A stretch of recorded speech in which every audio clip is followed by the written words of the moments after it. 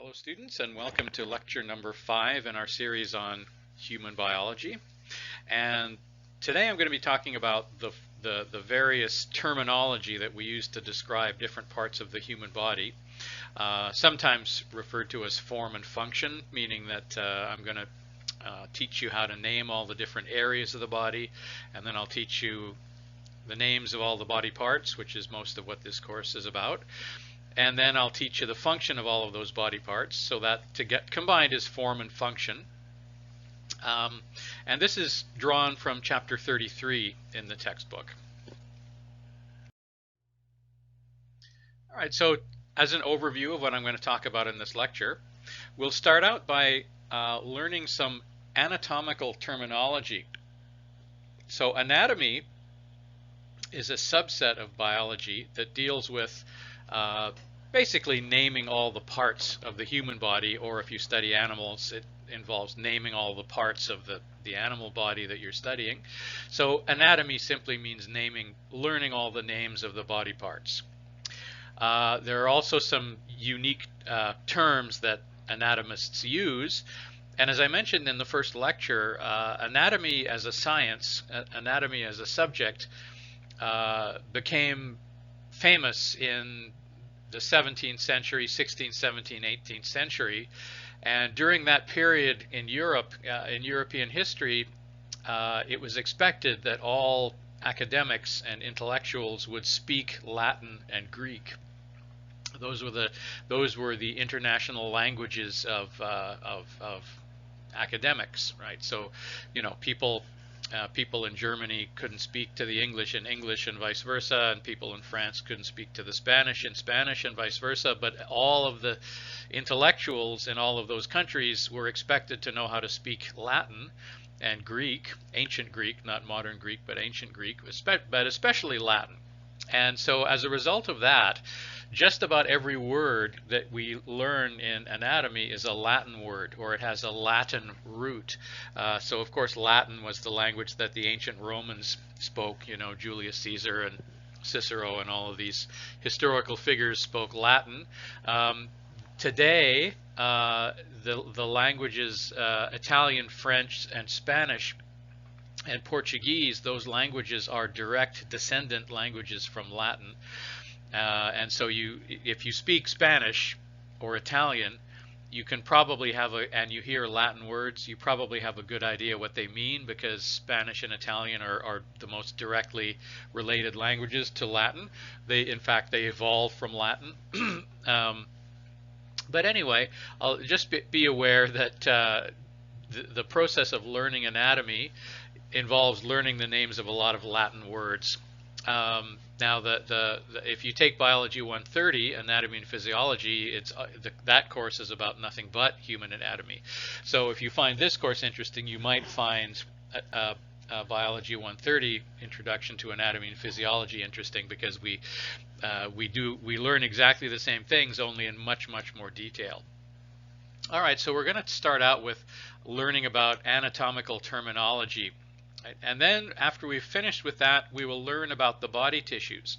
So as I said, cells can have a specialty, meaning that, you know, a heart cell does whatever a heart cell does, and a brain cell does whatever a brain cell does. If you put a heart cell into the brain, it will be completely lost, because it's not a brain cell. It doesn't know what to do, and it's not appropriate. So cells have specialties.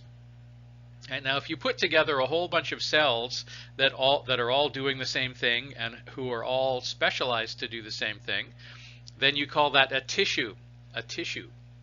And so there is a science called histology, and the word histo is a Latin word for tissue. So the science of histology is the study of the tissues of the human body, or of the animal body if you're studying animals. Right, so we will learn the names of the various tissues, and as it happens, the human body, all of the tissues in the human body can be grouped into 4 general groups that are referred to as epithelial tissue. Epithelial tissue usually lines the outside of the body, or the inside of hollow compartments inside the body. So for example, the skin of the human body is classified as epithelial tissue. The word epi, by the way, the word epi in epithelial, epi means above, to stand above, or to be above something. So you can see that if you have, the human body is made of many tissues, the tissue that's on top would be the epithelial tissue. So epi means above or on top of. So that's an easy way to remember what epithelial tissue is. Okay, you know what muscle tissue is. There are different examples of, there are two main examples of muscle tissue. There are three actually. There is smooth muscle, which is muscle that lines the outside of organs. For example, the bladder. In order for the bladder to contract, the urinary bladder that contains urine, whenever humans urinate, the bladder has to squeeze the urine out, and it does this because the bladder is lined on the outside with smooth muscle. The muscle that you have in your arms, that you flex when you make muscles, that is called striated muscle. And then the heart is made of a special type of muscle called cardiac muscle, or myocardium. And it is, it's similar to striated muscle. It's kind of a combination of striated and smooth muscle, and we'll talk about that in detail later. Nervous tissue means the cells that make up the brain and the spinal column and the nerves. And then we have connective tissue, which is everything else. So all of the tissues in the body can be grouped into four broad categories: epithelial tissue, muscle tissue, nervous tissue, and connective tissue. We will discuss each of those in a little bit of detail. So let's begin by learning some anatomical terms which allow us to specify certain areas of the body or directions in the body. All right, first let me begin by talking about symmetry. Right, so symmetry means that something is the same on one side as it is on the other. You need to know the word symmetry. It's a very important word. You use it in many other contexts, right? So symmetry means that one side is the same as the other. Something is, if you say something is symmetrical, then it means that it's balanced, sort of balanced, because it's the same on one side as it is on the other. Of course, asymmetrical means no symmetry, right? So the left side is not the same as the right side. The whole thing is, every part of the thing is different, right? Now there are two types of, if you have you either have symmetry or you don't. If you have symmetry, there are one of two types of symmetry that you can have. You either have radial symmetry or bilateral symmetry. Okay, so radial symmetry means if you take the object or the organism that we're talking about and you rotate it around in a circle, in a 360-degree circle, it's the same all the way around. So imagine that you had a flower vase or a flower pot or something like that. You rotate it around 360 degrees, you turn it around in a circle, it's always the same shape all the way around. So that's called radial symmetry. Humans, on the other hand, well, there are lots of animals in the world that have radial symmetry, and there are some animals that are asymmetrical. But humans are neither asymmetrical nor have radial symmetry. Humans and other mammals have what's known as bilateral symmetry. Lateral means on the side, right, to the side. Bi means two. And then symmetry means it's the same, right? So balanced. So bilateral symmetry, humans have bilateral symmetry, meaning that their left side is the same as their right side. Bilateral symmetry. All right, now when you put together, when an animal develops, like a human develops, you know, we go through a process of developing this into this body shape that happens to be bilateral symmetry. The genes that control body development and the genes that control what's known as the body plan are known as homeotic genes. Right? So there are a bunch of genes, a couple hundred genes in the human genome that are responsible for developing us into having two arms and two legs and a left eye and a right eye and a left ear and a right ear and so on. And those are a very important class of genes called the homeotic genes. And if you take Biology 234, the genetics course in second year, you will learn about the homeotic genes. Okay, so the homeotic genes are a set of genes that control the development of the body as an animal or a plant is developing. And generally, if an animal or a plant has bilateral symmetry, it's because of the presence of certain homeotic genes. If those homeotic genes become broken, in order to breakage of a gene is usually referred to as mutation. Mutation simply means that the DNA sequence was altered. The DNA sequence was changed. We did that exercise in the last lecture where you have, the genetic code and the codons, ACG, GCT, and so on. Something happened to that DNA sequence so that the DNA sequence was changed. Therefore, the sequence of amino acids was changed, and then the protein itself was changed. The new protein, the mutant protein, has a different function, or it doesn't fulfill the function that it's supposed to fulfill. That's a gene mutation. Now, homeotic genes can become mutated by accident or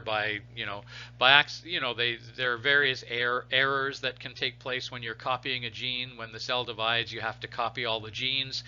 When you copy all the genes, there's a lot of information there. So when you copy a lot of information, there's an error made every now and then, and that causes a mutation. And when a homeotic gene becomes mutated, the effects are very dramatic because it destroys symmetry. I'll give you an example. All right, first let's look at here. This is a sea sponge. Believe it or not, a sea sponge is classified as an animal. It's not a plant, it's an animal. And it is asymmetrical, so it has no symmetry whatsoever. This is a cnidarian, a sea anemone.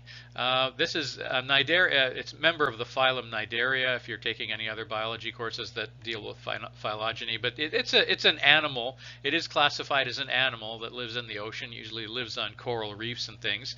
And you notice that if you rotate it all the way around, it's the same all the way around. So it has radial symmetry. And then mammals, including humans, have bilateral symmetry. So the left side is the same as the right side. Right, now notice these words that are surrounding this goat on the right. Right, so this is these four words: dorsal. Dorsal refers to the back, dorsal. Ventral refers to the belly, the underside. Anterior refers to the front end, and posterior refers to the back end. Right? So we have dorsal, ventral, anterior, posterior.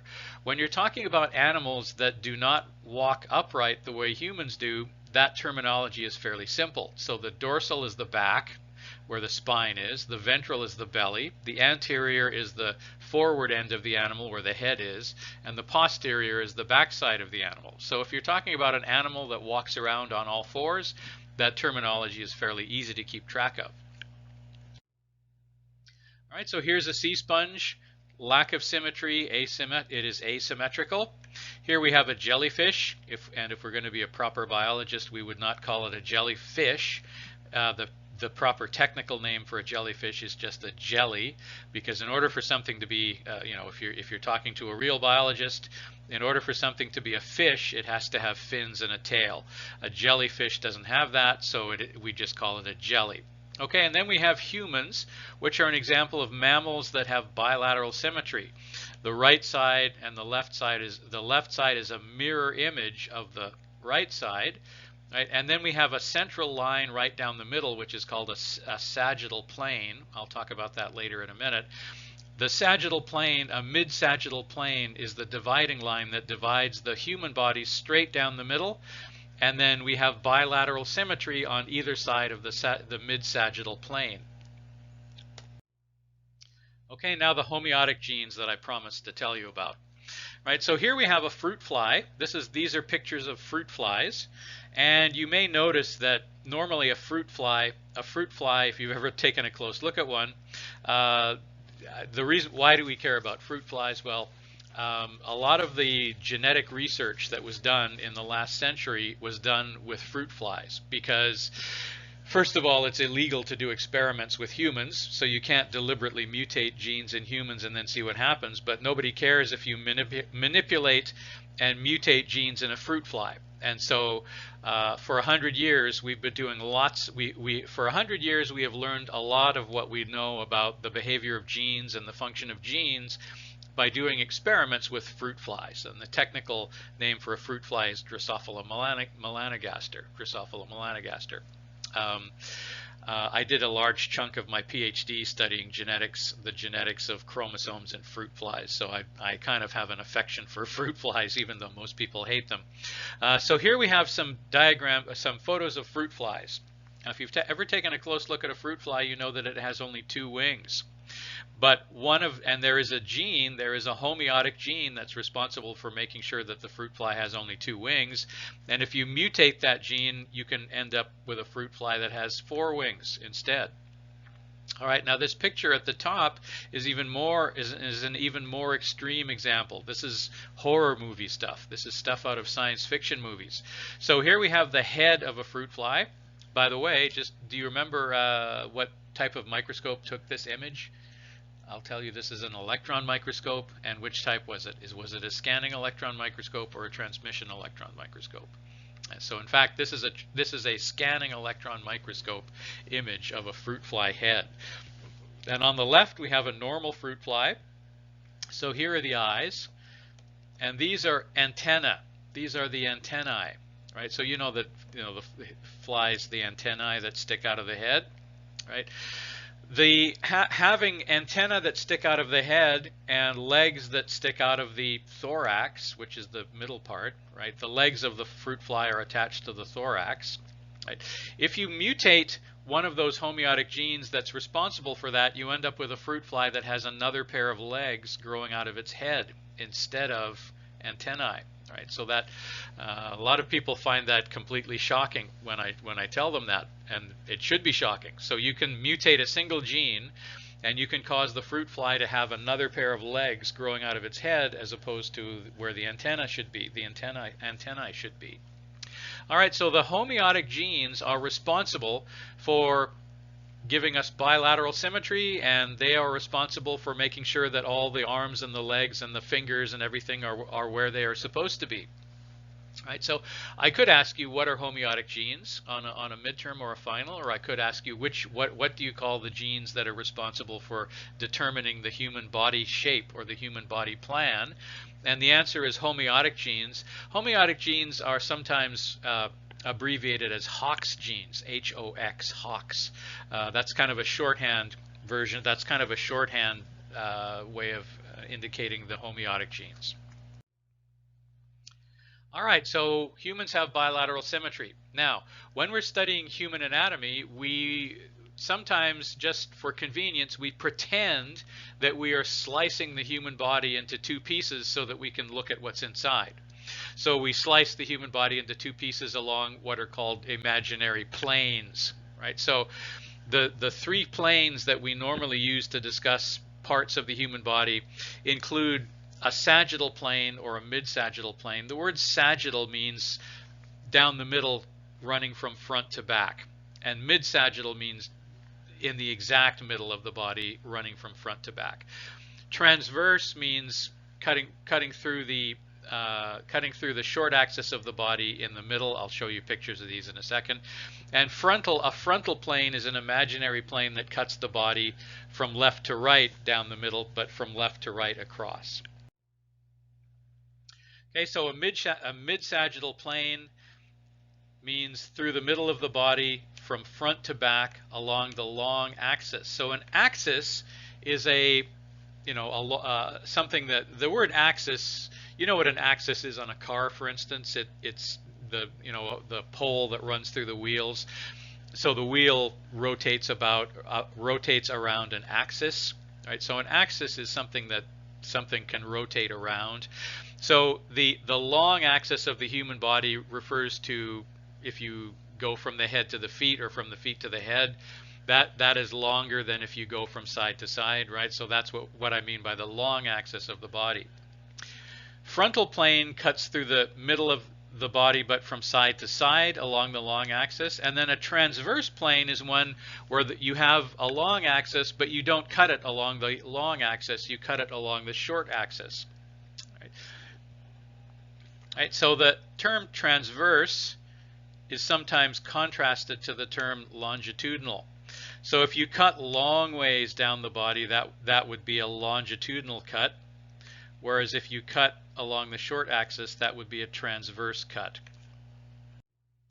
Okay, let's have a look at what I mean. So here Here is the middle axis, the midline of the body. And if we cut the body from front to back like so, that is a mid-sagittal plane. If we cut the body along the long axis from side to side like so, that is a frontal plane. And if you cut the body along the short axis, that's called a transverse plane.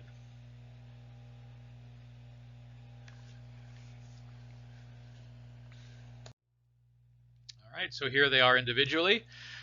We have the frontal plane, we have the sagittal plane, and we have the transverse plane. These are imaginary planes that cut through the body and allow us to talk about directions and so on.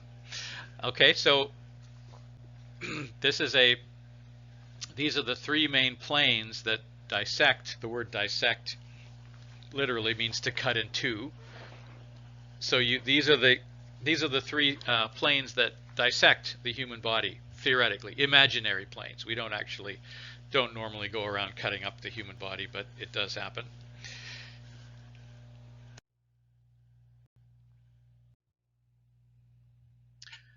All right, let's talk about some of the terms that are used to indicate directions or areas of the human body. All right, so in humans, if you're talking about humans, the word anterior refers to the front side of the body, right, where the face is, the front side of the body, and the posterior side of the body is the back side of the body. Now, the terms dorsal and ventral are also sometimes used. If you are talking about animals, the term dorsal and ventral mean different things from anterior and posterior. But if you're talking about humans, they mean the same thing. So we try to avoid using the words dorsal and ventral when we're talking about human anatomy. Nevertheless, some people still use it.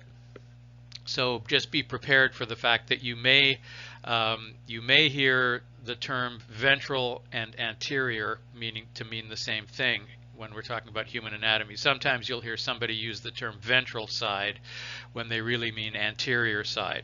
And you'll sometimes hear people say dorsal side when they really mean posterior or the back. So dorsal, when we're talking about human anatomy, the term dorsal and posterior both mean the back of the body. Right? And when we're talking about humans, the term ventral and anterior mean the same thing. Right? So talking about humans once more, the word dorsal and posterior mean the same thing, and the terms ventral and anterior mean the same thing. But it's simpler just to avoid using the words it's simpler to avoid using the words dorsal and ventral altogether when we're talking about human anatomy, because the two words that we are really supposed to be using are simply anterior and posterior. Right? Anterior and posterior. All right, now when we are referring to superior and inferior, the word superior means above, the word inferior means below. As I said before, you might say, well, is the head superior to the feet when you're standing on your feet? Obviously, yes, it is. But what if you stand on your head? If you stand on your head, isn't your head inferior to your feet? And the answer is no, not if you're talking about anatomy. If you're talking about human anatomy, you assume when you refer to any part of the body, you make the assumption that somebody is standing upright and that they're standing in what's known as standard anatomical position with their feet facing forward and their palms facing forward. And so that means that the palms are facing forward. The palms are the front part of the hand, the palm of the hand. We assume that the palms are facing forward, the person is standing upright and with their palms forward and their feet pointing forward. So that means regardless of even if somebody is standing on their head, the head is still considered to be superior to the feet, and the feet are always considered to be inferior to the head. So the same is true, so the lungs are inferior to the nose. The ears are superior to the heart. That's true no matter what position the person is in. All right, now these last two terms are a little bit hard to understand, proximal and distal. People often have trouble understanding these two terms. So if you take the torso of the human body, the torso of the human body is the, if you remove the head and the arms and the legs of the body, what you are left with is called the torso. The torso. Right now, you know that the head and the legs and the arms are attached to the torso. The words proximal and distal are used when you are trying to describe the position of one part of usually a limb or something like that relative to another part of the same limb, and the word proximal means that that part of the limb that you're talking about is closer to the torso than the other part you're talking about. Okay, so I'll give you an example. Consider your arm, right? So your arm, the hand is distal to the elbow because the hand is farther away from the torso than the elbow, right? So then you would also say the elbow is proximal to the hand. The elbow is proximal to the hand because it is closer to the torso than the hand. All right, let's talk about the shoulder now. The shoulder is proximal to the elbow. The shoulder is also proximal to the hand. Right? So the shoulder is proximal to the elbow and the hand. The elbow is distal to the shoulder. The hand is distal to the shoulder. Right? Now let's talk about the feet and the knees. The feet are distal to the knees. The knees are proximal to the feet. Okay, so you get the idea of distal and proximal. Right, so proximal and distal are two terms that are used to describe the relative position of other body parts. Right, and so and whether you call something proximal or distal will depend on which one of them. If you're talking about two different parts of a limb, for instance, which one you label proximal and which one you label distal will depend on which one is closer to the torso.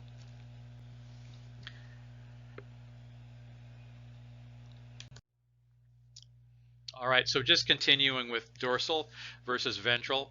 What do you call this fin on a shark? Do you know? Right, that is normally referred to as a dorsal fin, and then these two fins on the belly side of the shark are the ventral fins.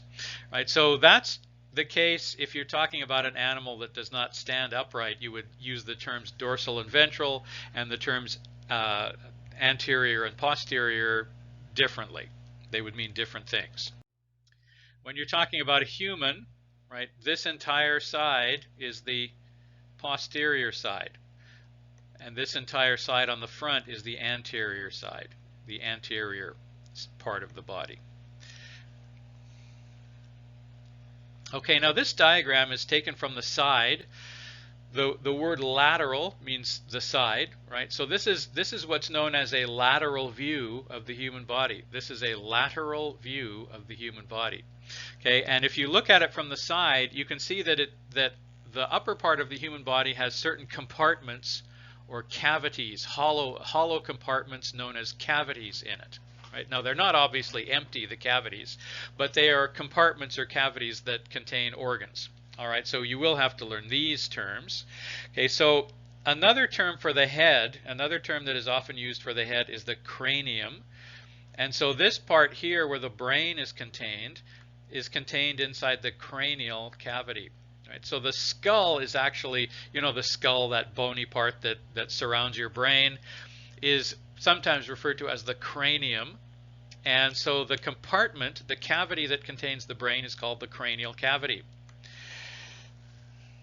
Okay, now the brain continues on down the spine, so there is a small hollow compartment that we call a backbone or a backbone, and it is also referred to the inner part of that spine. The backbone is called the spinal cavity. Right. Now here inside this cavity we have the pelvic bones, and we'll learn about the pelvic bones later, but therefore this part of this compartment in the human body is referred to as the pelvic cavity. Up here we have the thoracic cavity. Right? This part of the body is called the thorax. The thorax. Right? The thorax contains the heart and the lungs. And then this part of the body is called the abdomen, and the hollow part inside the abdomen is called the abdominal cavity. The abdominal cavity contains mostly just the human intestines. Right, so the human intestines are located in the abdominal cavity. The human lungs and the human heart are located in the thoracic cavity. The human brain is located in the cranial cavity. Now, notice here, there's a little dividing line called the diaphragm. The diaphragm is a muscle that's located at the bottom of your lungs, and the diaphragm is the official border. If you're an anatomist, the diaphragm is considered to be the official borderline between the thorax and the abdomen. Right? Official borderline between the thorax and the abdomen. There are a number of things. You know what a landmark is? A landmark is like if you're touring a city or you're traveling around a city and you don't know very well, you look for a certain building or a certain statue or something like that, and then that is called a landmark. And then once you see the landmark, you know where you are and you know where other things are relative to where you are now. And in anatomy, we have things called anatomical landmarks. Right? So if you can find this thing, then you know where other things are relative to that thing, and you know where you are. Right? So the first anatomical landmark that we're going to learn about in this course is the diaphragm. Right? So the diaphragm is an anatomical landmark that indicates the division between the thoracic cavity and the abdominal cavity. Okay, so once again we have our cavities, right? So the cranium, cranial cavity, the cranium, the thorax or the thoracic cavity, the diaphragm, which is the anatomical landmark that divides the thorax from the abdomen, the abdominal cavity, the pelvis. All right, let's move on from talking about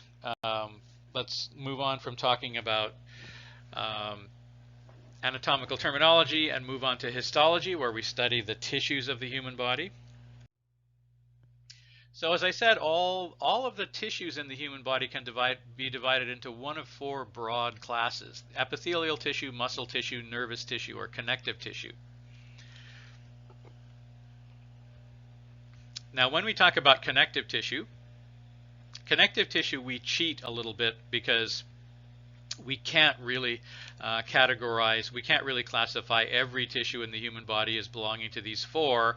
The connective tissue is a very broad category that contains 6 subgroups that bear very little resemblance to each other, with the only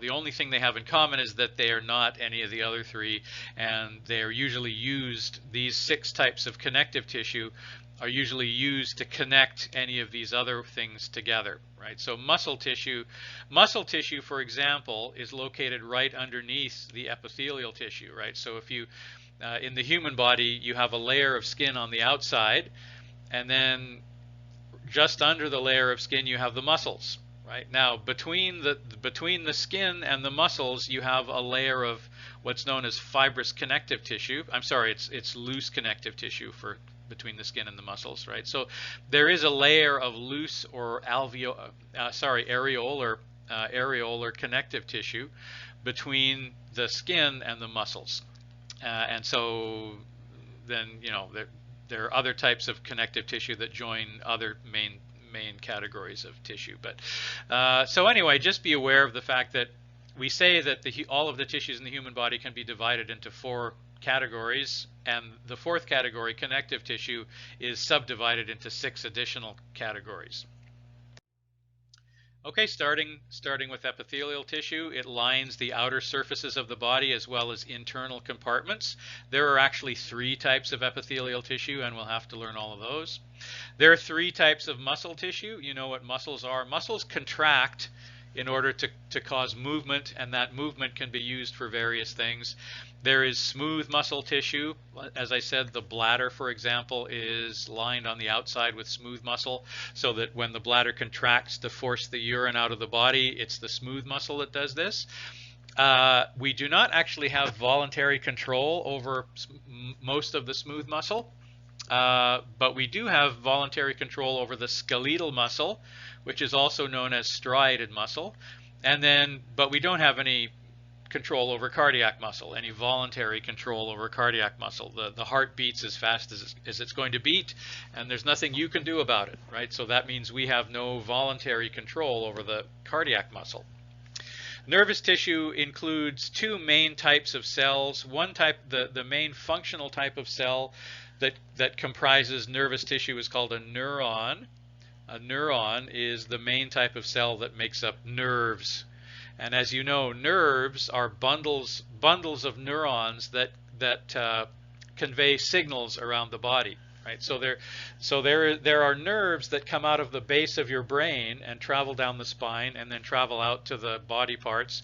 And when you clench a fist, it's because some nerves told some muscles to contract, right? So nerves are these little kind of wires, if you will, wiring, like electrical wires that convey signals around the body. And nerves are made of neurons, which is the main type of cell that conducts these impulses. And then glia cells are the other type of cell that makes up nervous tissue. And the purpose of the glial cells, there's several types of glial cells. We're not going to learn many of them in this course, but there's several types of glial cells whose job it is to support and service the neurons, right? The neurons are the big important cells, and the glia cells are their servants, basically bringing them food, cleaning up after them, and that sort of thing. Right? And then the 6 subtypes of connective tissue. Starting with the epithelial tissue. Okay, so as I said, epithelial tissue. This is a diagram of a mammal. This is a wolf, but the same situation applies to humans. Okay, so I'm showing you the wolf because it's a better diagram than the human diagram in the textbook. But the principle is the same. Okay, so epithelial tissue lines the outer surface of the animal. So the skin, human skin, is classified as epithelial tissue. It also lines the inner surfaces of compartments. So the tissue that lines the inside of the stomach is classified as epithelial tissue. The tissue that lines the inside of the intestine is considered to be epithelial tissue, and so on. It turns out that there are three main types of epithelial tissue, depending on the shape of the cells. If the epithelial cells are roughly cube-shaped, we call that cuboidal epithelium. If they're the shape of a column, meaning that they're taller than they are wide, we call that columnar epithelium. And if they're flat and squished like a dinner plate, we call those squamous epithelial cells. Squamous epithelium. Squamous epithelium refers to a tissue made of squamous epithelial cells, right? So don't confuse the term epithelium with epithelial. Epithelium refers to the tissue as a whole. Epithelial is just referring to individual cells or something about them, right? Okay, so that's epithelial tissue.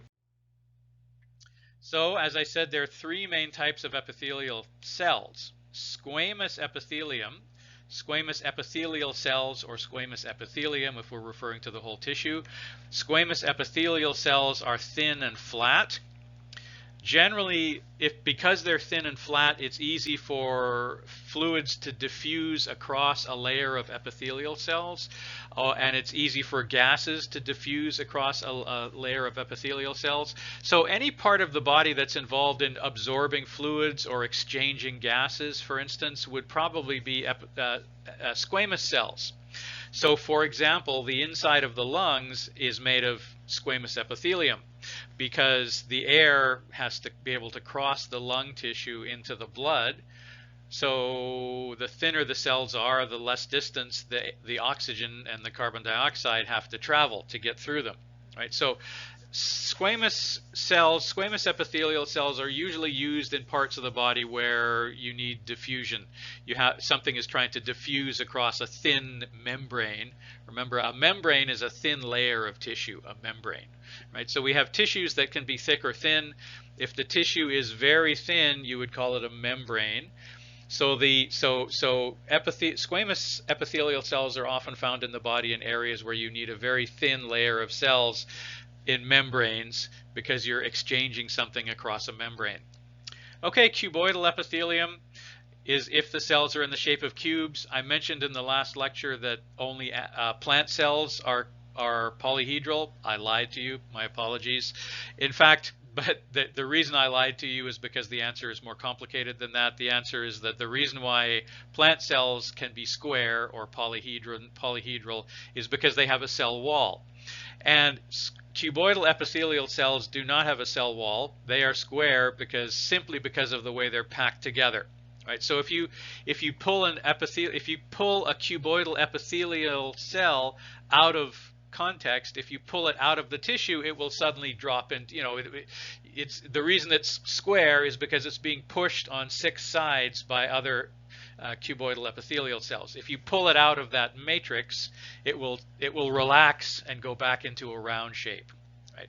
And which they do. We can see that happen in the lab if we do that. But normally they're cube-shaped because they're bracketed on exactly 6 sides by other cells, and so they end up forming a cube shape by default. All right, columnar epithelial cells are taller than they are wide. The reason that they're not cube-shaped is because there's usually nothing above them, as opposed to a cuboidal cell where they often have something above them that are squishing them from the top and the bottom, and then they're squished from all 4 sides, and they form a cube shape. All right, so we have squamous epithelium, cuboidal epithelium, and columnar epithelium. Those are the 3 main types of epithelial tissue. Then we have to worry about whether or not there's a single layer of these cells or more than one. Right? If there's a single layer of cells, you call that simple whatever. Right? So if you have a single layer of squamous epithelium, you call that simple squamous epithelium. Stratified means there's more than one layer. Right? Stratified means you have layers one on top of the other. Right? So if you have 2 layers of squamous epithelium, you would call that stratified squamous epithelium. If you have 2 layers of columnar epithelium, you would call that stratified columnar epithelium. Okay, then there's a third term we have to worry about, which is called pseudo-stratified. This is where you have kind of an optical illusion where it looks like there's more than one layer of cells, but there is actually only one layer. They just appear to have more than one layer because the nuclei, the nucleuses or the nuclei of these cells are located at different, either higher or lower than their neighbors, and so it kind of gives the illusion that there are 2 layers of cells there when there are not. Okay, so here we have epithelial cells. We have simple squamous epithelium versus stratified squamous epithelium. Just as an example, you find simple squamous epithelium lining the inside of the lungs because the oxygen has to get from the air into the blood by diffusing across a layer of simple squamous epithelium. So the thinner the cells are, the better. If you look down at simple squamous epithelium, you notice that it has more than 4 sides. So this is a view of simple squamous epithelium seen from above. All right, what about stratified squamous epithelium? Where do we find that? This on the bottom right here is a microscopic image of skin cells. Okay, so these are all cells. The plasma membrane of the cells is not really visible, so you can't see the outside of the cells very clearly in this picture the way you can with the picture on the left. This is actually, these are drawings on the top, by the way, and these are actual photographs, microscopic photographs from bright field microscopes on the bottom. So in the case of the squamous cell epithelium, it's fairly obvious where the plasma membrane is. It's these lines in between cells. And these dark spots are the nuclei. Right? So in order to see these, we had to stain them with a special stain. You don't need to know about the stain. But there is a special stain that you can stain these cells so that you can see them when you put them under the microscope. Right, so remember, we're talking about compound microscopes where you slice the tissues up and then look at them. If you didn't stain them with some sort of a stain, you wouldn't actually be able to see anything. Okay, so on the right, bottom right, we have skin tissue. Right, and in skin tissue, the cells are actually develop at the bottom of the layer of skin where they are round, and then as dead cells flake away from the top of the skin, these cells migrate upwards, and as the closer they get to the surface, the top surface, the flatter and flatter they get. They also fill up with the protein keratin on their way up. So then at the very top we have what are known as keratinized skin cells, meaning that these are cells that are full of keratin. Keratin is a very hydrophobic protein. And so if you have the outer layer of your skin filled with these squamous cells that are filled with keratin, the outer layer of your skin is quite impervious to water. It's waterproof. Right? And we don't care about water getting in, really, but we do care about water getting out. So if humans didn't have keratinized squamous cells on the outer layer of their skin, we would lose a lot of water vapor. Water would simply evaporate out of our tissues and we'd dehydrate, we'd dry out and die quite easily. Okay, so next type. Okay, cuboidal epithelium. These are cuboidal epithelial cells in the picture. You usually find cuboidal cells lining ducts. Ducts are tubes that are found in glands and various types of glands, right? So for example, perhaps the only type, you know of two types of glands already. You know about mammary glands, which are commonly called breasts in humans. The breast tissue makes milk, which of course has lactose in it, which you learned about from the earlier lecture. So they make milk, and the milk is carried from the general tissue to the nipple using ducts. Right? And those ducts are lined with cuboidal epithelial cells, and it's actually the cuboidal epithelial cells that line the ducts of the mammary glands that are making the milk. The other gland you might know about are the salivary glands in the mouth, which make saliva. So, and those glands are, again, they have ducts that deliver the saliva into the mouth, and the ducts are lined with cuboidal epithelial tissue. Okay, so how can you tell the difference between cuboidal and squamous cell epithelial? Cuboidal cells look like cubes, and notice that the squamous cells, the simple squamous cells, have more than 4 sides generally, right? So if you have only 4 sides, it's probably cuboid. If you have 5 or more, it must be squamous. So columnar epithelium, you can see the nuclei here. Right? They are all attached to a layer of connective tissue at the bottom, and then we have a hollow space in the middle. This is a very narrow part of a human intestine. So the human intestine, the human esophagus, which is the tube that leads from the mouth to the stomach, that's called the esophagus. The human esophagus is lined with cuboidal epithelium. So is the stomach. The stomach is lined, columnar epithelium. So the human esophagus is lined with columnar epithelium. The stomach is lined with columnar epithelium, and the intestines are lined with columnar epithelium. So the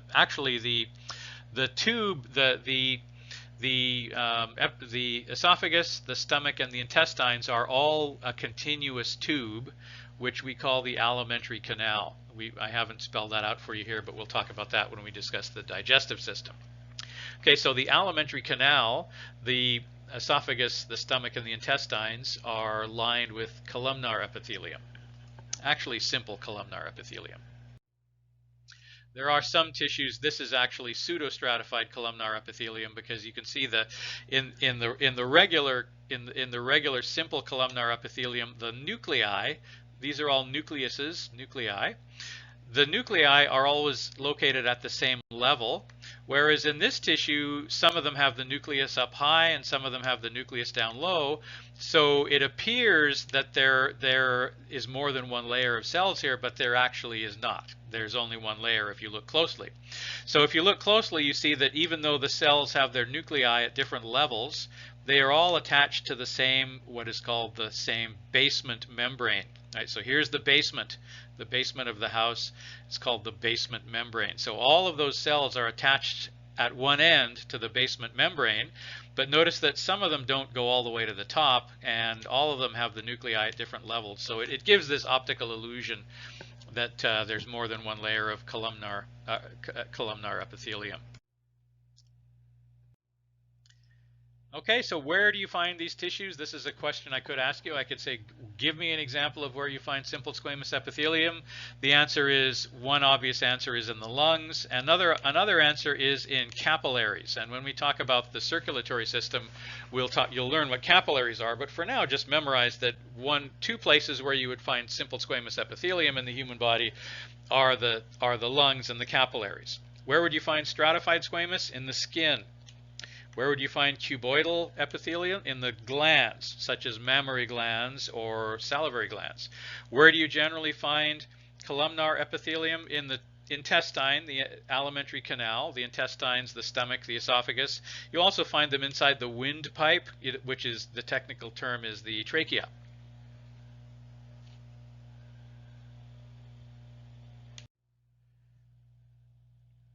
All right, let's move on to the three different types of muscle tissue.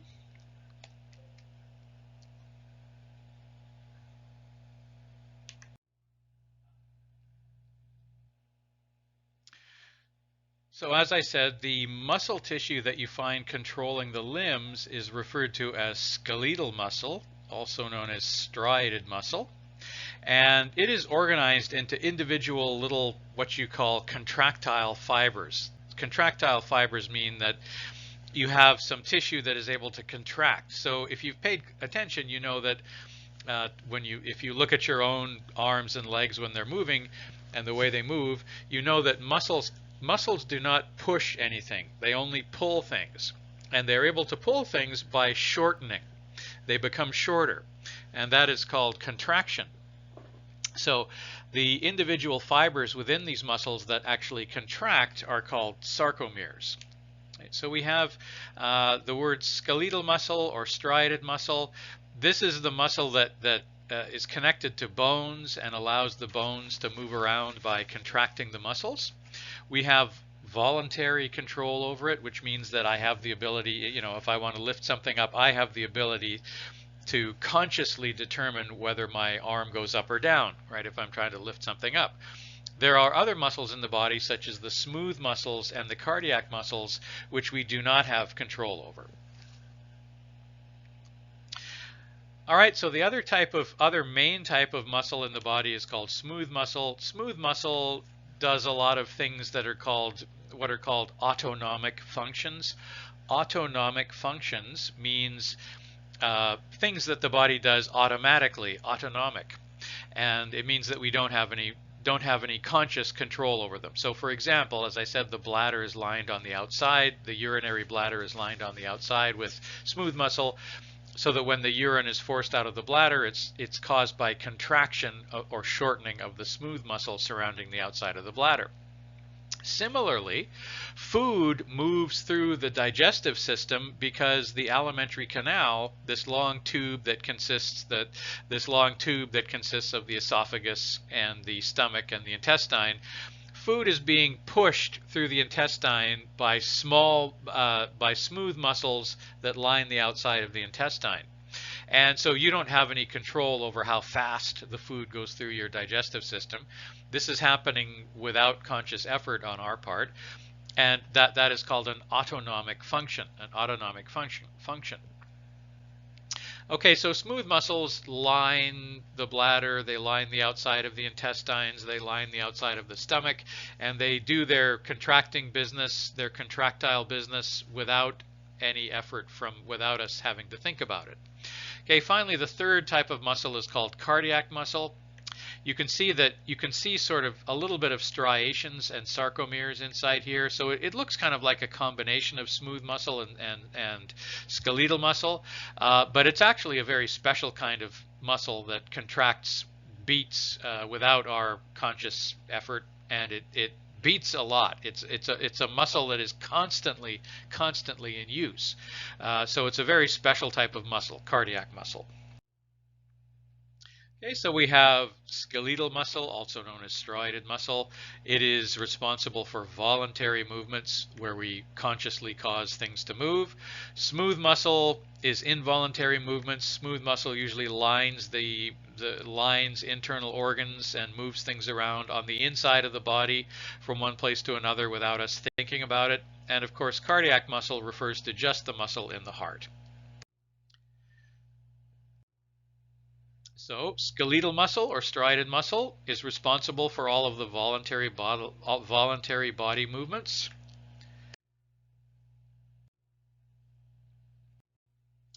Smooth muscle lining internal organs like the stomach and the intestine and the esophagus through the digestive system. Food is propelled through the digestive system with the help of smooth muscles that line the outsides of the alimentary canal. Cardiac muscle, it looks similar. It looks like a mixture of smooth muscle and striated muscle. In fact, it's better than both of those.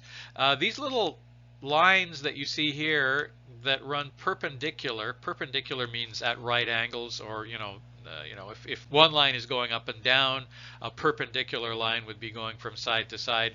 So you have the sarcomeres in the cardiac muscle run this way, and then we have these dark lines that run perpendicular to the sarcomeres, and those things are called intercalated discs.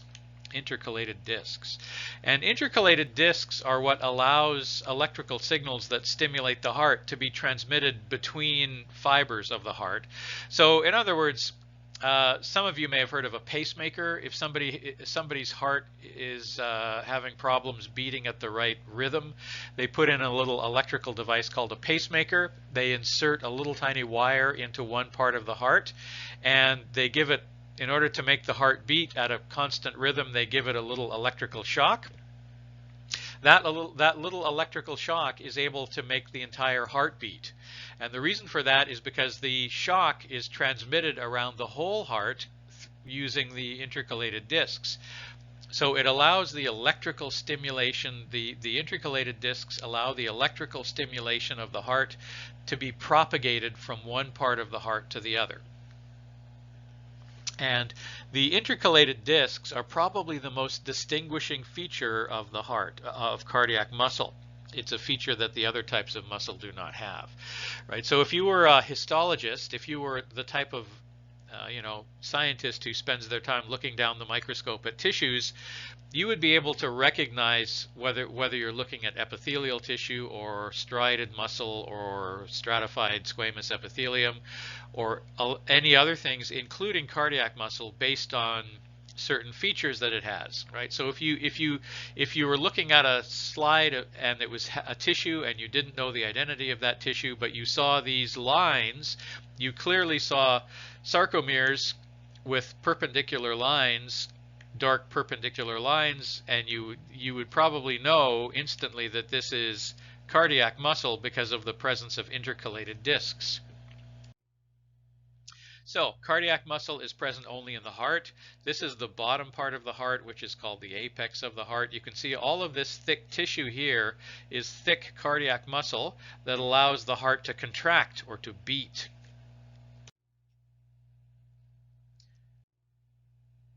Okay, so in the previous slide, I gave you some idea of where you would find the different types of muscles. We don't have to go through it again. All right, nervous tissue. There are neurons. Neurons are the principal type of cell that makes up nervous tissue. There are different types of neurons. Sensory neurons send signals to the brain from the various sensory organs of the body. Sensory organs of the body means the nose, the eyes, the ears, the tongue, and then the touch sensors that are in the skin. So those areas have specialized neurons in them that are called sensory neurons, and those sensory neurons will feel touch or pressure or heat, or the eyes will see colors and shades, and the ears will hear audible sounds, the nose will pick up aromas, smells, and the sensory neurons will send all of that information to the central nervous system, which is known as the brain. Motor neurons, think of motoring around in a car, you're moving, right? So motor neurons send signals from the brain to the muscles, telling the muscles to contract and move you around. Right? So there are two main types of neurons, broadly speaking. We have sensory neurons that send signals from the outside world to the brain, and then we have motor neurons, which basically control the muscles. The brain sends signals to the muscles through motor neurons, which tell the muscles to move. Okay, so the central nervous system means the brain and the spinal cord, and PNS stands for the peripheral nervous system. The word peripheral means around the outside edges, around the outside. So the peripheral nervous system refers to the nerves that come out of the spinal column and travel to the distant regions of the body. This is what a neuron looks like. It has a cell body with a nucleus right there, and it has a long appendage, a long thing that comes off of it. A long appendage which is called an axon, and that is what conducts the signal down to a muscle or to another neuron. Okay, this is an actual photograph of neurons taken under a microscope. You can see they look like they have one long axon, and they have a number of other smaller projections, smaller appendages called dendrites. Right, so we have one axon per neuron, but several dendrites. Okay, so the central nervous system is the brain and the spinal cord, like so. The peripheral nervous system sends nerves out of the spine to the various organs, like the heart and the lungs and so on, and that is collectively all called the peripheral nervous system. All right, let's look at the connective tissue. Connective tissue can be loose or areolar, another term. So what is areolar connective tissue? Okay, so generally the connective tissue that we call loose connective tissue or areolar connective tissue is a mixture of cells and protein fibers that are produced by those cells, mainly extracellular matrix proteins. So we have some cells that are in loose connective tissue that produce fibrinogen, collagen, and elastin. And the fibers, fibrinogen, collagen, and elastin are fibrous proteins, meaning they form fibers. A fiber is something like a thread or a string or a piece of wool. We call those fibers, right? The fibers are the threads or the strings that something is made of, right? So collagen, elastin, and fibronectin are fibrous proteins that form part of the extracellular matrix.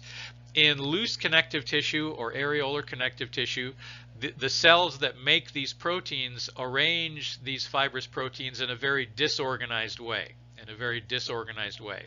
And because the fibers are organized in a disorganized way, they have very little strength. Right? So loose connective tissue is organized in a loose manner, and it does not have very much strength. It tends to be fairly weak. It usually connects things like it connects the skin to the muscles which lay underneath, right? So you know that the skin is generally stretched fairly tightly over the muscles, and there are no gaps or anything like that. And that is because the skin is held onto the muscles with a thin layer of loose connective tissue. Fibrous connective tissue is basically the same thing, except that the fibers that the cells produce are organized in a more systematic way, and therefore they have more strength. Right? They have much more strength. So fibrous tissue is located in different parts of the body where you need strength, generally connecting bones. Fibrous connective tissue is stronger, and fibrous connective tissue is made. Structures called tendons are made of fibrous connective tissue. So tendons are the things that connect muscles to bones, right? So if you're going to move your arm around, if you're going to lift your arm, the muscle that lifts the arm has to be somehow connected to the bone. And generally a muscle is connected to a bone with a structure called a tendon. The tendon has to be strong because the bone has to lift a lot of weight. You imagine these weightlifters who are they're exercising, lifting biceps, exercising their bicep muscles. They lift these very heavy weights. Obviously, if the connection between the muscle and the bone has to be fairly strong in order to lift that weight, right? So tendons are made of fibrous connective tissue, and their function is to connect muscle to bone. And then there are some places in the body where one bone is connected to another bone with a structure called a ligament. Right? So a ligament, there are ligaments in your knees. There are also tendons behind, on the backside, the posterior side of your leg. So ligaments connect bone to bone. Tendons connect muscle to bone. Both ligaments and tendons are made of fibrous connective tissue. So remember that in case I ever ask you, what are tendons made of and what are ligaments made of, and give me an example of a structure that is made of fibrous connective tissue. You would say tendons or ligaments. Okay, now cartilage is a flexible yet somewhat strong tissue. Right, so your ear, your ear is held into a certain shape. It's not amorphous. It's held into a certain shape, but if you bend it, it will bend and then it will snap back, and that's because your ear is filled with cartilage. There are a lot of other places in the body that are filled with cartilage. And cartilage is made by a type of cell called a chondrocyte. Okay, you know about bone. Bone is also classified as a connective tissue. Bone is stronger than cartilage, but not flexible. Right? So there are advantages to having a strong yet flexible structure in your body in some places, while in other places you want to have a much stronger but inflexible structure. Right? So we'll discuss some of that later. Okay, another type of connective tissue is called adipose tissue.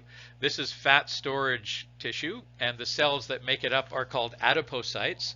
So we store triglycerides, we store fats as a reserve energy supply.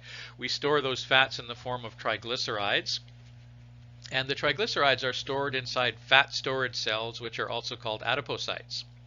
Okay, so fat storage cells, adipose tissue, is classified as a connective tissue. All right, now the last one is quite bizarre. I don't know why on earth anyone would classify blood as a connective tissue, but I didn't make the rules. I'm just telling you what the rules are. So blood is also classified as a connective tissue, and blood consists of cells and the liquid. Cells floating around in liquid. The liquid part of blood is called plasma. The liquid part of blood is called plasma. Okay, one at a time. We have loose connective tissue. It's found in various places in the body, but one of the most common places is a thin layer of tissue between skin and muscle. Fibrous connective tissue is quite strong, and you find fibrous connective tissue in tendons, which connect muscles to bones, and ligaments, which connect bones to bones. We have bones, which are very strong and very inflexible. We have adipose tissue, which is fat storage tissue. There's not really any of it visible. So this is the leg of that wolf I was showing you earlier. We have cartilage. Cartilage lines the joints. It's also located in various other parts of the body. And interestingly, you should know that cartilage is converted to bone. So bone starts out as cartilage, and it is cartilage that is converted to bone through a process called ossification, which we'll talk about shortly. Okay, and finally we have blood. So here we have blood cells floating in serum, and that is also classified as a connective tissue.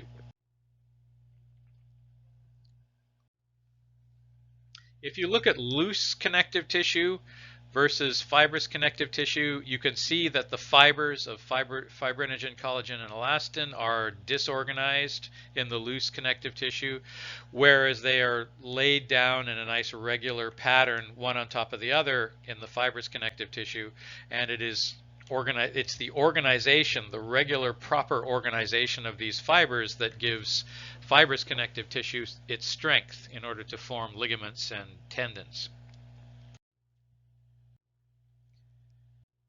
So here we have a close-up photograph of cartilage as seen under the microscope. We see these are not individual cells. The cells are these things, but you can see that these cells, called the cells that make cartilage, are referred to as chondrocytes, because they produce, in addition to producing fibrinogen, collagen, and elastin, they also produce a very important substance called chondroitin sulfate. Chondroitin sulfate is one of the most important chemical components of cartilage. So chondroitin sulfate is a chemical. elastin, fibrinogen, and collagen are 3 different proteins that make up a typical extracellular matrix. And in this case, if you take the fibrinogen, collagen, and elastin, and you add chondroitin sulfate, you will end up making cartilage. All right, so as I said, you have cartilage, which is what gives shape and form to your ear, right? And in your rib cage, you have the ribs, which are made of bone, and then you have this central bone in the middle of your rib cage, which you commonly call the breastbone. The technical term for this bone is the sternum. The ribs are connected to the sternum, but not directly. Instead of the rib coming all the way around and connecting to the sternum, the ribs are connected to the sternum through cartilage, right? So if you see a skeleton, a decomposed skeleton, you will probably not see this part of the ribs because this used to be cartilage, right? Cartilage decomposes when an animal dies. Cartilage decomposes fairly quickly. Bone decomposes very slowly. So when you see a skeleton, all of the cartilage pieces are missing, right? So you never saw a skull. You never saw a human skull with the ears on it still, because the ears rotted away faster than the bones of the skull. Right? So cartilage is used in many places in the body. The fact that our ribs are attached to the sternum indirectly through cartilage is an advantage because it's a little bit flexible, right? So if we're moving around, it makes sense to have the attachment between the ribs and the sternum be a little bit flexible. Okay, now interestingly, in evolution, this is an interesting side issue, but in the evolution of life on Earth, cartilage evolved before bone, right? And I mentioned earlier that cartilage is converted into bone. So when a baby is developing in the mother's womb, baby is in the womb, we call it a fetus. The baby skeleton is originally, the fetal skeleton is originally made of cartilage, not bone. And that cartilage is slowly converted into bone so that by the time the baby is born, they have a skeleton that's made of bone instead of cartilage. Okay, so bone is made from cartilage through a process called ossification. I'll talk about that in a minute. And in addition to that, cartilage preceded bone during evolution. So we started out in the ocean, you know, a billion years ago. Well, not that long ago, but 500 million years ago, we had fish in the ocean. The very first fish had skeletons that are made of cartilage, not bones. And some of those fish are still around today. So sharks,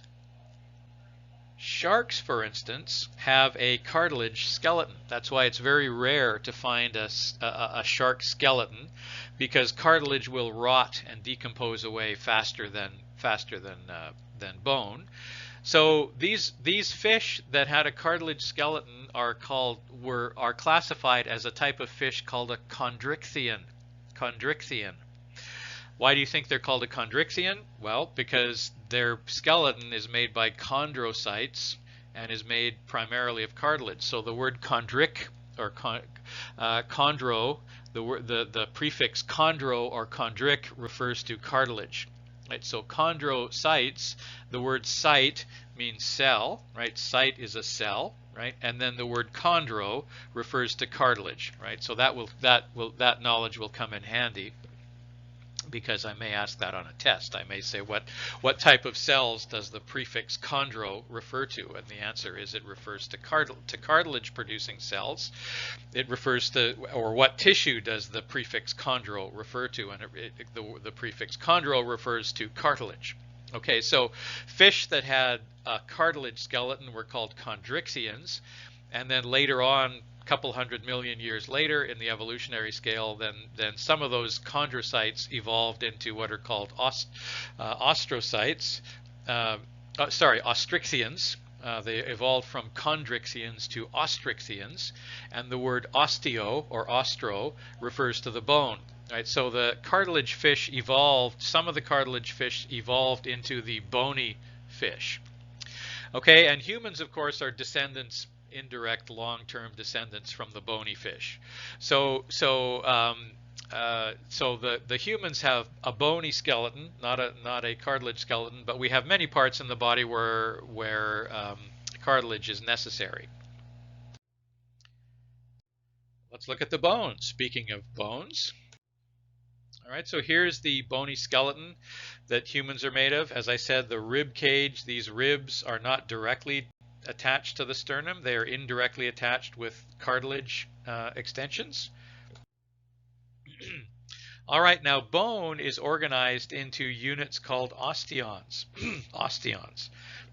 These are kind of like long tubes that are made of multiple rings, right? So the basic unit of a bone is called an osteon. You should know that, right? And I could ask you, what type of tissue does the word osteo refer to? It refers to bone. And the type of cells, there is a specialized type of cell whose job it is to build bone, and those cells are called an osteocyte, right? So osteocytes. All right, so bone is organized into structures called osteons, and bone is basically, there is a type of cell called an osteocyte whose job it is to convert cartilage into bone.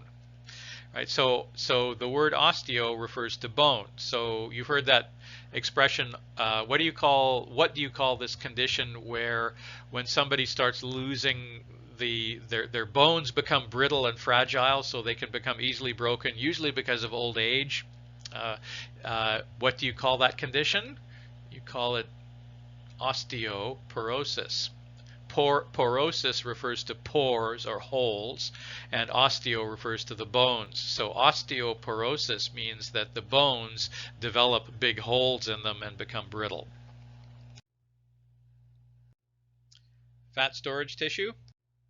Adipose tissue, we talked about this before. So it is used to store triglycerides as an energy reserve and also to insulate the body and keep it warm. Now, if you look at adipocytes under a microscope, do you see any nuclei here? No, you can't really see the nuclei. You know, the other cells that we've looked at, you can clearly see a nucleus in the center of the cell. In one of the classic features of adipose tissue is that you can't see where the nucleus is not located in the center of the cell. But if you look closely, you can see there's a nucleus there. There's a nucleus there. There's a nucleus there. The nuclei have been pushed over to the side of the cell because the cytoplasm of the cell has been filled up with triglyceride. Right? So the nucleus has been pushed to the side of the cell in order to give the cytoplasm room to fill up with triglycerides. That is a characteristic feature of adipose tissue, right? So if I ask you what is the most single most distinguishing feature of adipose tissue, you can say, well, the nucleus is pushed to the side because the cell is filled with, the cytoplasm of the cell is filled with triglyceride storage fat. Okay, the blood, we mentioned the fact that we have red blood cells and white blood cells. So these are white blood cells, these are red blood cells. Red blood cells, the technical word is erythrocytes, which we're going to learn about later. And we have a fluid component, which is called plasma. Okay, so those are the six subcategories of connective tissue. All right, so this is our summary of histology and the study of tissues. We have epithelial tissue, we have muscle tissue, we have nervous tissue. There are 3 types of muscle tissue. There are 4 types of epithelial tissue, and we further and then we subcategorize the connective tissue into 6 forms of connective tissue: areolar connective tissue, fibrous connective tissue, cartilage, bone, adipose tissue, and blood.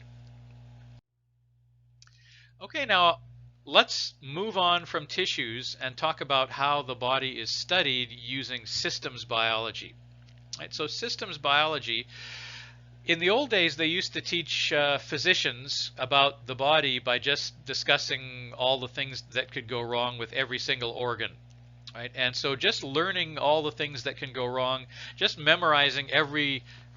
randomly memorizing the name of every organ and then randomly memorizing everything that can go wrong with every organ, turned out to be a very inefficient way to train doctors. It turns out that humans, we memorize things if we understand their meaning, if we understand how they relate to everybody else, if we understand how one organ is related to another organ and how they interact. the human brain is very good at learning that. Right? So you'll find that if you're trying to memorize any list of facts, it helps if you put them together into categories to see how they're related to one another. So around the 19th century, they switched to a method of teaching medicine where they would teach medical students organ systems one at a time. Instead of learning the name of every organ, you would start out by learning the name of every organ that's involved in an organ system. And an organ system is all of the organs that carry out a particular function. So the respiratory system means all of the organs that are involved in breathing, so that is the nasopharynx, the trachea, and the lungs.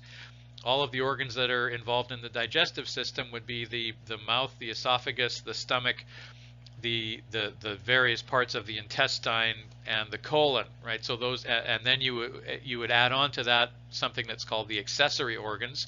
Those include the pancreas and the liver, and the pancreas, the liver, and the gallbladder. Okay, so it's very often the case that you have a bunch of organs that are all involved in doing the same job, carrying out the same function in the human body. So we call that an organ system. So for 100 years or so, 150 years, it has been the traditional way to teach about anatomy by studying organ systems rather than trying to study the organs individually. So let's look at the organ systems of the body. And this is how we're going to conduct the rest of the course. We're going to conduct the rest of the course by studying one different organ system every week. Okay, so we have the integument. The integument is actually the organ system that includes skin, hair, fingernails, and sweat glands. So you probably did not think of the skin as being an organ system, but it is, right? Its job is to keep moisture inside the body, to grow nails so that you can claw things and whatnot, and sweat glands to cool off the body so you can sweat and cool. So the integument is an organ system. And the skin, the sweat glands, the nails, and the hair are all part of the same organ system called the integument. The skeletal system obviously is the bones. The muscle system is the muscles. Some people refer to those two together as the musculoskeletal system. The nervous system includes the nerves, the body, thinking, the central nervous system, the peripheral nervous system, and so on. The endocrine system, it produces hormones, and various functions of the body are controlled by hormones. And we mentioned in the last lecture that, on the lecture on cell biology, that that hormones are intercellular signals that are produced by one group of cells, and then they travel through the blood or through another type of fluid in the body called lymph, and they make contact with other cells. Those other cells have receptors on their surface that receive the signal and then do something in response to that. So that entire system is taught as a single unit called the endocrine system. The cardiovascular system, cardio of course refers to heart. Right, so cardio, I could ask you on a test, what does the word cardio refer to? And I'm sure everybody will know that cardio refers to the heart. The word vascular refers to the blood vessels. The blood vessels are the arteries, the veins, and the capillaries. We'll talk about that later. Okay, the lymphatic system is a fancy word meaning the immune system. The immune system is the body's defense mechanism. The immune system consists of some organs, specific organs, and also white blood cells. The white blood cells of the bloodstream are there to defend the body against invaders. What type of invaders do we talk about? Well, we mean viruses, we mean bacteria that gets into the body and causes a septic infection, bacterial infections. We also mean cancer cells. The immune system, many people develop cancer and they never realize it because the immune system gets busy and destroys those cells before it can turn into full-blown cancer. So if you just have a few, most people at any given time will have a few cancer cells in their body, but they're okay because those cancer cells will be destroyed by their own immune system. Okay, the respiratory system refers to the breathing, right? So it's the lungs, the trachea. Trachea is commonly called the windpipe. Okay, the digestive system, its job is to digest food and get rid of the stuff that we can't digest. So that includes the mouth, the esophagus, the stomach, the intestines, and so on. The renal system. Renal system includes the kidneys, the urinary bladder, and so on. The purpose of the renal system and the kidneys is to filter ammonia. It filters an ammonia-related compound called urea out of the blood. So one of the nasty waste products that is produced by all of the cells is ammonia.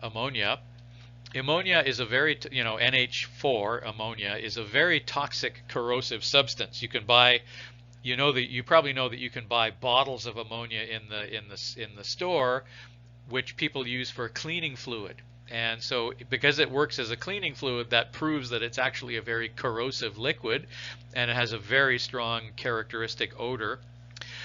So ammonia is bad for you, but nevertheless cells produce ammonia as a waste product, which they get rid of by dumping it into the blood. And from the blood, the ammonia travels to the liver. The cells in the liver convert the ammonia into a slightly less toxic substance called urea. And then from there, it is sent to the kidneys, where the kidneys filter the blood to get rid of the urea and send it out of the body as urine. So the renal system, also known as the kidney system, which is also known as the excretory system, because excretion means to urinate. Excretion, right? So the renal system is another organ system. So make sure that you're aware that the word renal refers to the kidney system, because that would be a good test question as well. And of course the reproductive system, that's the sex organs, differences between males and females, etc. Okay, the integument refers to the skin, hair, fingernails, and sweat glands. That is an organ system. The skeletal system and the muscle system, the musculoskeletal system, is the bones and the muscles that allows those bones to move around. The nervous system includes the central nervous system, which is the brain and spinal cord, as well as the peripheral neurons that run out of the spinal cord to the distant regions of the body and back again. The endocrine system refers specifically to specific glands that produce hormones. For example, I'm sure you've heard of the adrenal glands, the thyroid gland, the pituitary gland. These are all glands whose job it is to produce hormones for the body. The cardiovascular system, of course, is the heart and the blood vessels. The blue things are meant to be veins. The red things are meant to be arteries. And then these little sort of net-like structures are meant to be capillaries. Capillaries are very thin blood vessels where oxygen is meant to diffuse out of the capillary into the tissue that needs it. So for example, your liver requires a lot of oxygen. Your liver is surrounded by this kind of a web of capillaries, and the oxygen from the blood can diffuse across the wall of the capillary to the liver. Okay, so if the oxygen is diffusing across the wall of the capillary to get to the liver, the wall of the capillary must be fairly thin. So what type of tissue do you think a capillary is made of? Okay, if you guessed squamous cell epithelium, you would be right. In fact, simple squamous epithelium is what capillaries are made of. So because the purpose of the capillary is you bring fresh blood to an area of the body, and the oxygen diffuses out of the capillary into the tissues that need it. And the carbon dioxide, which is a waste product, comes out of that organ and into the capillary where it's taken away. And also the ammonia that's produced by those cells as a waste product diffuses into the capillaries and is taken away to the liver and then to the kidneys and then out.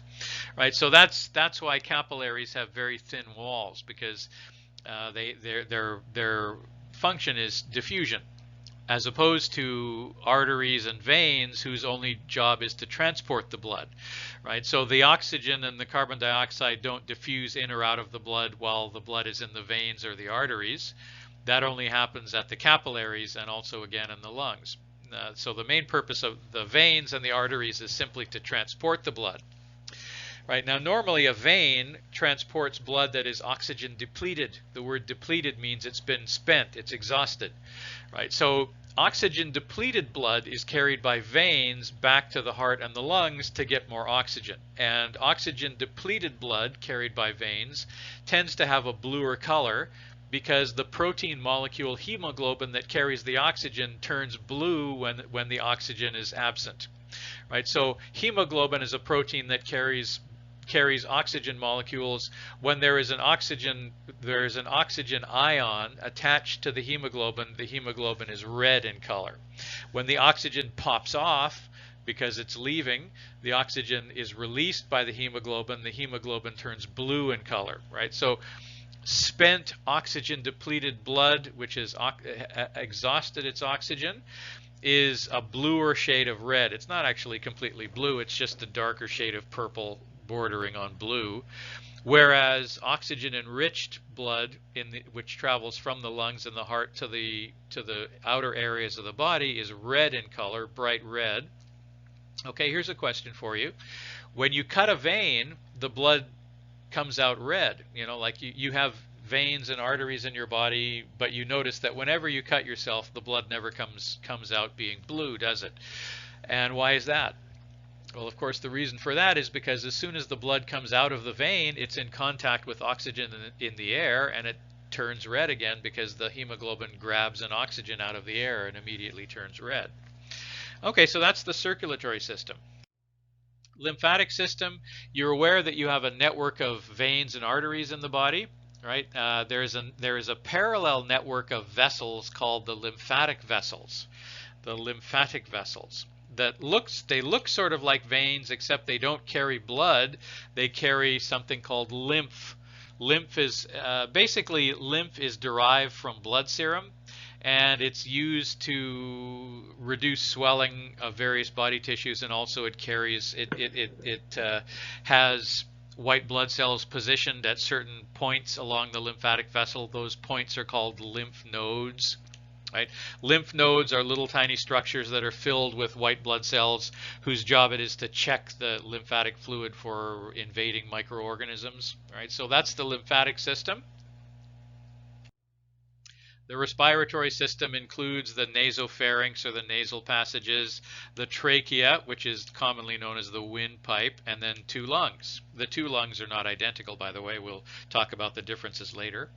So we have the digestive system, which includes the mouth, the esophagus, the stomach, the small intestines, the large intestines, and then some accessory organs, including the liver and the gallbladder. The renal system includes 2 kidneys and a urinary bladder, and 2 ducts that carry urine from the kidneys to the urinary bladder, which are called ureters. And then there is a single tube that takes the urine out of the body, which is called the urethra. Okay, the reproductive system, I think we all know about that. For the moment, it's the various reproductive organs and physical differences between men and women. Men produce haploid seeds that do not actually give rise to adult children. Those seeds have to combine with haploid cells in the woman's body called ova, and they produce fertilized eggs which develop inside the woman. All right, so those are the various human organ systems, and that is where we're going with the course from here on in. We're going to learn a different organ system every week, and that's how we will learn the organs as well as the things that can go wrong with them. Okay, before we leave this lecture, I have just one last thing to teach you about, and that is a principle called homeostasis. Okay, so when the body is running, when the human body is running, there are certain things that are kept constant. There are certain parameters within the body that are kept at a certain set point, right? So you know that your body has a temperature. Standard human body temperature, do you know what it is? It's 37 degrees Celsius. If something happens to make the body temperature go up, your body will do certain things to bring it back down again. That's one of the functions of homeostasis. If your body temperature goes down, your body will do things to make the body temperature go back up again. Again, that's a function of homeostasis. If your heart is beating too fast, your body may bring it down again, or if your heart is beating too slow, it'll do things to bring it back up. So people have a normal pulse rate, which is about the pulse rate is the heart rate. It's usually around 60 beats per minute, BPM. If it goes too high, to above 200, your body will do things to try and bring it down. If it goes too low, like below 40, your body will do things to bring it back up. You know that you have glucose in your blood. We all know about glucose at this point. you have glucose in your blood is supposed to have a certain amount of glucose. If the amount of glucose is too high, homeostasis will bring it down. If the amount of glucose is too low, homeostasis will bring it back up. So for this course, you are required to know what homeostasis is and how to explain what it is. But I'll give you some more examples. Okay, so some of these parameters that the body has include normal blood pressure, normal body temperature, normal glucose levels, and normal calcium levels both in the blood, right? So we're supposed to have a certain amount of glucose in our blood, a certain concentration of glucose in our blood, as well as a certain concentration of calcium. And so if something happens to change one of these constant parameters outside the normal range, that is called a stimulus, right? So something happens to you that makes one of these parameters deviate or go, deviate from the set point. Right? Now, there are two ways the body can respond to this using homeostasis. One way is called negative feedback or a negative feedback loop. That means the body does something to return that parameter to its normal set point. Right? So a stimulus, one of these things went crazy and went too high, went too low. Negative feedback is when the body does something to return it back to its normal level. But there are a few cases, that's normally what happens, but there are one or two cases where the body does something to actually increase the deviation, does something to make it even more different than it normally is, right? And that's called a positive feedback loop. Okay, so there are only a couple of examples where you have positive feedback in homeostasis. One of them is during childbirth. Right? So when the baby is trying to get out, its head pushes against a structure inside the vagina called the cervix. Normally, if you try and open up this hole, it tries to close itself again. But in this case, because the body knows the baby is trying to get out, it sets up a positive feedback loop which causes the cervix to dilate, to open up even further. The word dilation means to open up. The word contraction means to close. So if something happens to try and open up the cervix, the natural response of the body is normally to set up a negative feedback loop so that it contracts again. But in the case of childbirth, if there's a baby coming out, the body sets up a positive feedback loop to increase the dilation. So some of you may have heard of childbirth when you talk about contractions. The contractions are opening up the cervix. It happens in little kind of spurts, a few minutes apart, until the cervix is open enough that the baby's head can actually come out. Okay, so the baby can't come out until the cervix has dilated, and this is something that happens. It's an example of positive feedback. Another example of positive feedback in the body is if you get a local infection of bacteria, that will cause the temperature to go up in that local area because the white blood cells that are attacking the bacteria that's infecting you, they release little bits of hormones that cause the body temperature to go up in that local region. If this persists and happens long enough, the entire body will heat up and you'll get a fever, right? So the purpose of having a fever is that the white blood cells work better, they work faster at a higher temperature. So if you have an infection, the body, there's nothing inherent about a bacterial infection that causes your body temperature to go up. When you get infected by bacteria, you may get a fever because the body is reacting to the infection. So the reason the body does that is because it's trying to help the white blood cells that are trying to destroy the bacteria do their job better. And so that's an example of a positive feedback loop. You get a bacterial infection in a small part of your body. If that bacterial infection hangs around for a while, if it persists, then your entire body will heat up and you have a fever. A fever is usually a sign that you have some kind of an infection. And the purpose of the fever, the bacteria didn't make your body temperature go up.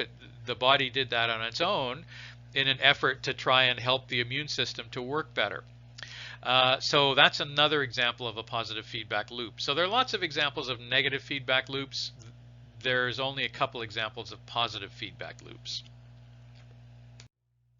Okay, to summarize what we talked about in this lecture, we talked about anatomy, we talked about how to name the different positions of the body, talked about how to name the different areas and regions, certain cavities and so on. We learned how to classify tissues. Tissues, of course, are layers where you put together billions of cells that all have the same function. Collectively, they form a layer of cells called a tissue. Then if you put together enough layers of tissue, you can form an organ like a liver or a heart or something like that, right? And then those organs are controlled by a process called homeostasis, which keeps the body functioning within certain parameters. Keeps the body function. Homeostasis is responsible for keeping the body functioning at a certain temperature, at a certain pulse, with a certain concentration of glucose in the blood being carried around to the cells, with a certain concentration of calcium in the blood, and so on.